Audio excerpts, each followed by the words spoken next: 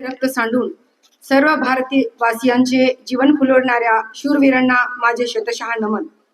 आजच्या या आनंदमयी दिवशी उपस्थित असलेले मुख्याधिकारी नीलमताई कांबळे, गुरुजन वर्ग, माझे सहकारी नगरसेवक बंधू, नगरसेविका भगिनी आणि माझा आनंद नेहमी द्विगुणित करणारे माझे लाडके देगलूरमधील देशप्रेमी नागरिक आणि बालगोपाळ विद्यार्थ्यांनो, आज हा माझ्या आयुष्यातील सर्वात आनंदाचा दिवस.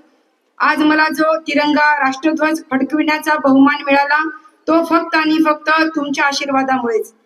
त्यासाठी मी आपणा सर्वांचे कोटी कोटी आभार मानते.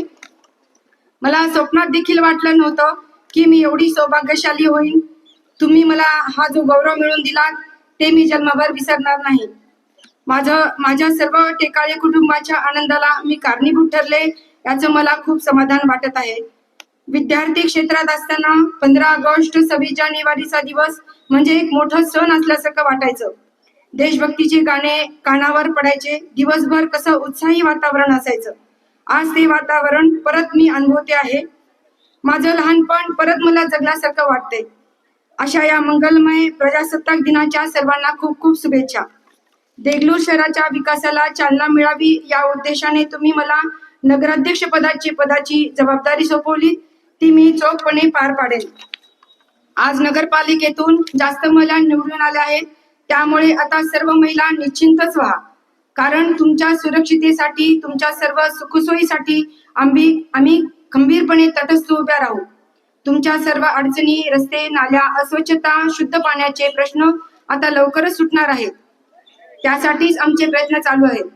महिलांच्या सुरक्षितेसाठी अनेक ठिकाणी सोलार ऊर्जेचे पथदिवे चालू होणार आहेत. महिलांना स्वावलंबी बनवण्यासाठी बचत गटाचे काम चालू होणार आहे. रामपूर रोडच्या ठिकाणी ज्येष्ठ नागरिकांना छान मोकळ्या जागी फिरता यावं, मुलांना खेळता यावं म्हणून नवीन उद्यान तयार होणार आहे. शिवाजी पार्कचे देखील सुशोभीकरण होणार आहे. या सर्व गोष्टी पूर्ण करण्यासाठी आम्हाला तुमचे सहकार्य लागेल. या धर्तीवर आपण सर्व तिच्या गर्भातून जन्म घेतो, त्यामुळे या धरती मातेला आपण भारत माता म्हणून संबोधतो. मग आपली ही माता मलिन अस्वच्छ झालेली आपल्याला कसे बरे आवडेल? ती निसर्गाच्या रूपाने आपल्याला एवढं काही देते, मग तिचे ऋण आपल्याला फेडायलाच हवे ना. त्यासाठी ही भूमी स्वच्छ सुंदर ठेवायलाच हवी. जागोजागी झाडे लावून तिला अलंकारित करायला हवे. त्यासाठी सर्वांनीच हातभार लावायला हवा. नगरपालिका तर आहेच हे सर्व करायला, पण कायमस्वरूपी ठेवण्यास तुम्ही तयार असायला हवे, तरच हे सर्व शक्य होईल.